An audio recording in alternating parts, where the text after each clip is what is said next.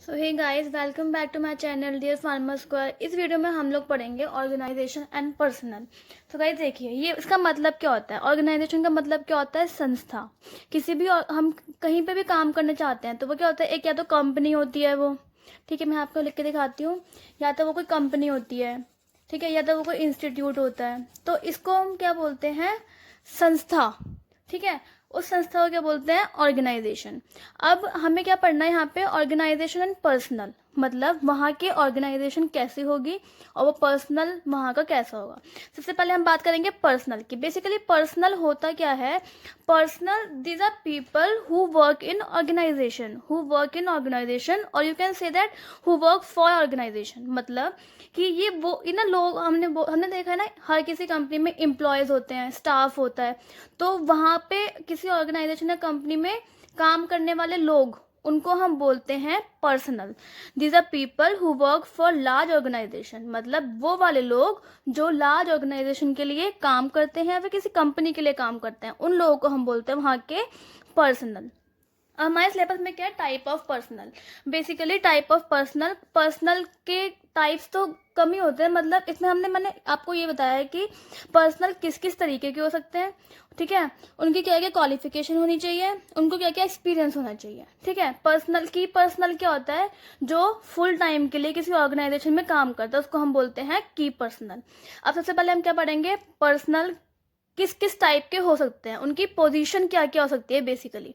तो क्या क्या पोजीशन हो सकती है? या तो पर्सनल ऑथराइज्ड होगा, वहीं पे काम करने वाला होगा, या उस प्रोडक्शन का हेड होगा, ठीक है।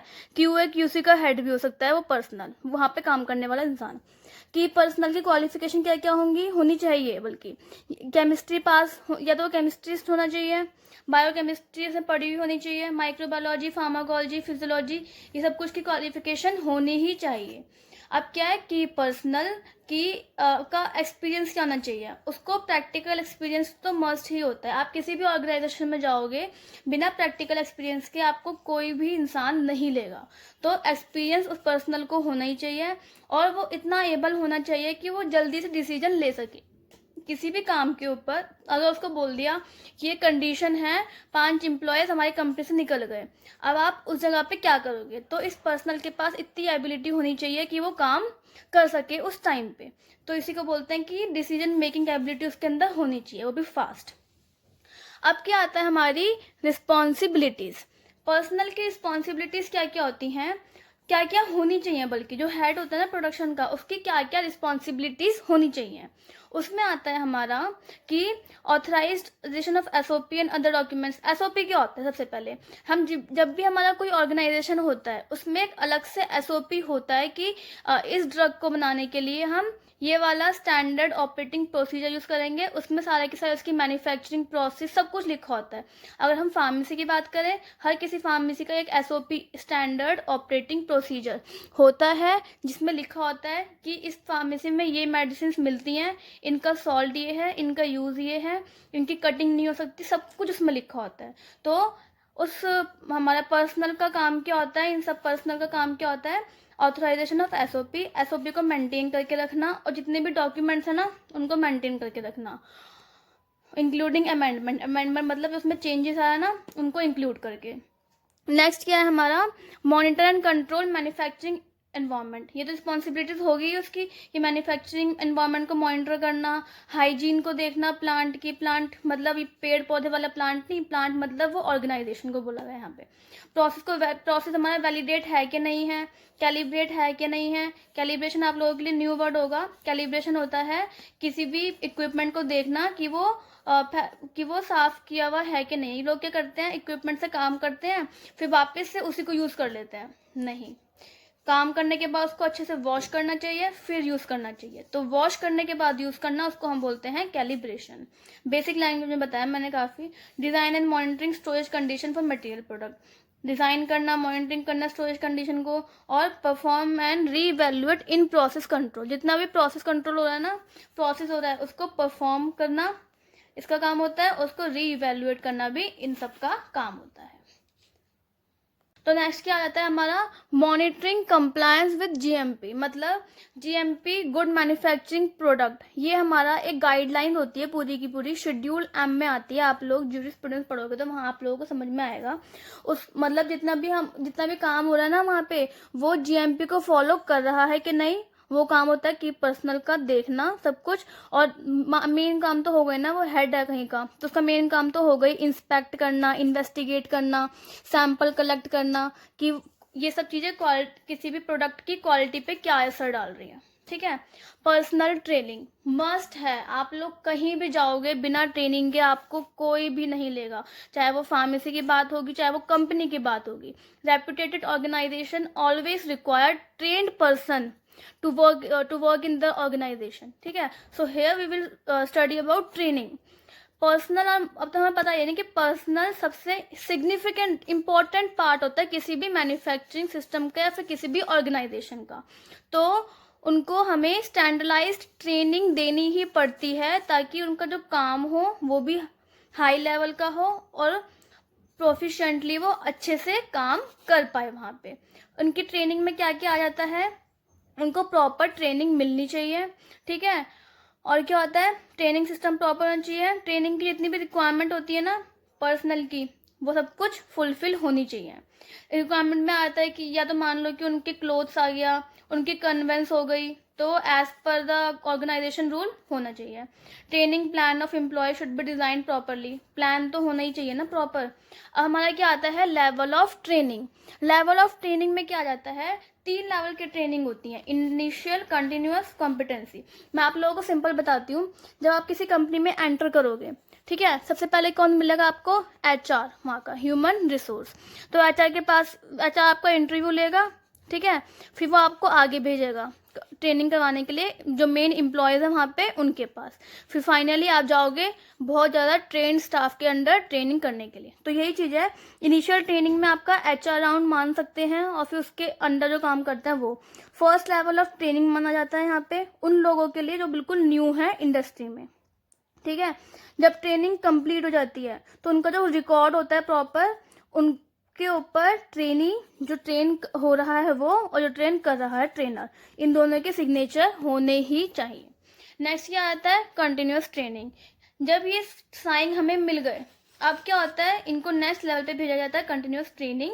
यहाँ पे और ज़्यादा हाईली एडवांस्ड ट्रेनर्स होते हैं जो उनको ट्रेन करवाते हैं ताकि उनकी स्किल्स और ज़्यादा आगे बढ़ जा सके। फिर क्या आता है हमारा कॉम्पिटेंसी, मतलब फिजिकल एक्टिविटी को इन्हेंस करना, किसी भी पर्सनल की फिजिकल एक्टिविटी को इन्हेंस करना। अब क्या होता है, उसने इनिशियल ट्रेनिंग कर ली, कंटिन्यूअस ट्रेनिंग कर ली, नेक्स्ट क्या आएगा, हम उसको देखना है समझदारी का लेवल कि वो कितना हो गया। तो वही चीज़ यहाँ पे देखते हैं, एजुकेशन, एक्सपीरियंस और ट्रेनिंग के बेसिस पे उस पर्सनल की कितनी समझदारी का लेवल बढ़ा, कॉम्पिटेंसी कितना बढ़ा। ठीक है। और फिर नेक्स्ट लास्ट क्या होता है, upon the completion of initial training complete होने के बाद जो जितना भी समझदारी का लेवल होता है ना, वाइसनेस होती है उस ट्रेनी की, उसको इवेल्युएट किया जाता है और डॉक्यूमेंट किया जाता है। अब हम नेक्स्ट पढ़ेंगे हाइजीन और रिकॉर्ड्स। पर्सनल रिकॉर्ड, वहाँ पे जो एम्प्लॉय काम कर रहा है उसके रिकॉर्ड कैसे होने चाहिए। Records pertaining to employee of an organisation, वो रिकॉर्ड्स किस चीज़ के होने चाहिए, उस एम्प्लॉय के जो किसी ऑर्गेनाइजेशन के लिए काम कर रहा है। ठीक है। These records are accumulated factual comprehensive information related to concern. अब क्या है कि रिकॉर्ड्स रिटर्न कि उस पर्सनल के बारे में प्रॉपर इन्फॉर्मेशन होनी चाहिए इन रिकॉर्ड्स में कि वो कहाँ कहाँ पे काम कर चुका है और कहाँ कहाँ पे उसे डिटेन किया जा चुका है, उस रिकॉर्ड में सब कुछ मेंशन होना चाहिए। और all the information which effect the HR in the organisation is kept a systematic order. मतलब क्या है, वो रिकॉर्ड ऐसे होने चाहिए कि एचआर जो किसी कंपनी में हायर करते हैं ना लोगों को, उनके लिए यूज़फुल हो और वो डिसीज़न बना सके उस पर्सनल के बारे में, उनको हायर करना है कि नहीं करना।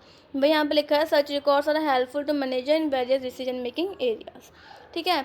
अब क्या हमारा purpose of personnel record, personnel record का हमारा क्या बोलते हैं, पर्पस क्या होता है। आप किसी कंपनी के HR हो, ठीक है, आप हायर करते हो लोगों को। आप कैसे हायर करोगे, देख के ना कि उसका रिकॉर्ड कैसा है, प्रीवियस हिस्ट्री कैसी है, कहाँ कहाँ से निकाला जा चुका है, इसका काम कैसा है, किस तरीके से ये अच्छा काम करता है कि नहीं करता, पूरी फाइल देखोगे ना उसकी पहले। तो वही है personnel, simple. It help to supply crucial information to managers. आप क्या इन्फॉर्मेशन देगा ये मैनेजर्स को, ठीक है। अब ताकि मैनेजर को पता लगा सकता है मैनेजर कि इसने कहाँ कहाँ लीव की है, लॉकआउट कहाँ कहाँ हुआ है, इसका ट्रांसफ़र कहाँ कहाँ हो सका है, पहले टर्नओवर कितना था इसका, सब कुछ पता हो से एम्प्लॉय के बारे में। To help the manager in framing various training and development programme. अब उस रिकॉर्ड को देख के वो वहाँ का मैनेजर डिसाइड करेगा कि इसको कौन सा ट्रेनिंग प्रोग्राम चाहिए, प्राइमरी, सेकेंडरी, टर्शरी, कौन सा लेवल देना है उसे राइट नाउ प्रेजेंट सिनेरियो के बेसिस पे, मतलब प्रेजेंट सिचुएशन के बेसिस पे उसे कौन सा ट्रेनिंग लेवल देना है। It help the government organisation to gather data respect to. अभी हमारी गवर्नमेंट को भी हेल्प करता है कि टर्नओवर कैसे देना है उसको, ठीक है, कितना एब्सेंट था ये और कहाँ कहाँ पे इसकी हमें लीव काटनी है, ठीक है। It help managers to maintain ये तो मोस्ट इंपॉर्टेंट चीज़ है ना, मैनेजर की हेल्प करता है ये रिकॉर्ड की उस एम्प्लॉय की सैलरी कितनी देनी है उसे, ठीक है। Allowance the other benefits related to salaries. Salary के बेसिस पे सारे की सारी चीज़ें देख सकते हैं हम उस रिकॉर्ड में, ठीक है।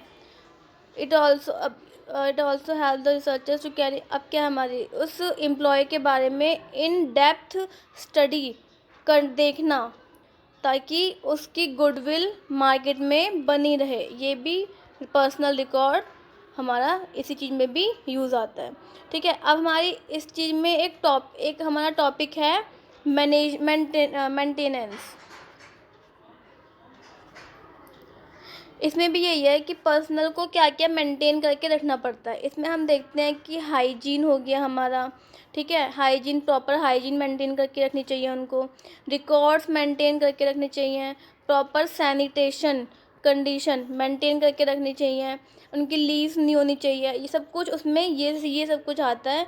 तो ये इसके बारे में मैंने वीडियो नहीं बनाई है। अब हम पढ़ेंगे पर्सनल हाइजीन के बारे में। हाइजीन के बारे में हमें क्या देखना है कि पर्सनल की हाइजीन, जो वहाँ पे लोग काम कर रहे हैं उन लोगों की कैसी हाइजीन होनी चाहिए, सैनिटेशन कैसे साफ़ सुथरे हो, किस तरीके से होनी चाहिए, ठीक है।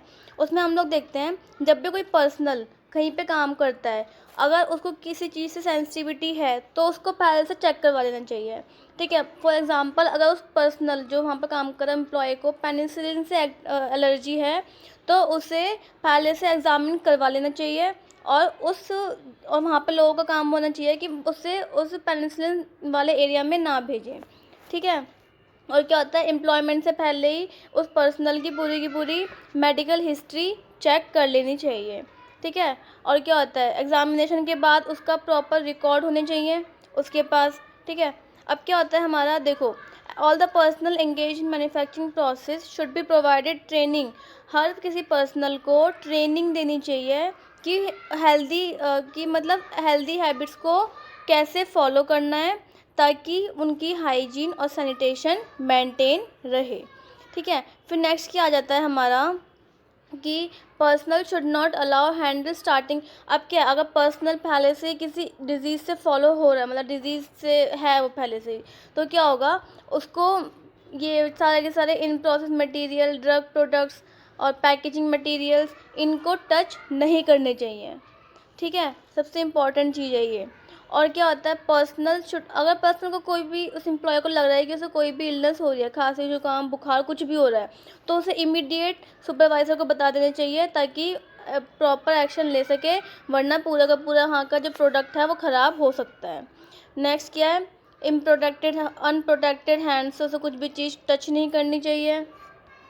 नेक्स्ट ये है सबसे इंपॉर्टेंट चीज़ है ना, यहाँ पे लास्ट वाले पॉइंट्स में देखी मैंने जब देखी थी, तो उस पर्सनल को clean body covering, clean clothes पहनने चाहिए। मतलब कि जैसे हमारी होती है ना पीपी किट होती है, काम करने से पहले प्रॉपर मास्क होता है, और पूरे क्लीन पहनने चाहिए। ये नहीं कि बिल्कुल अनक्लीन्ड हो, बार बार यूज़ कर रहे हो बिना वॉश किए, ऐसा नहीं, पूरा क्लीन पहनना चाहिए।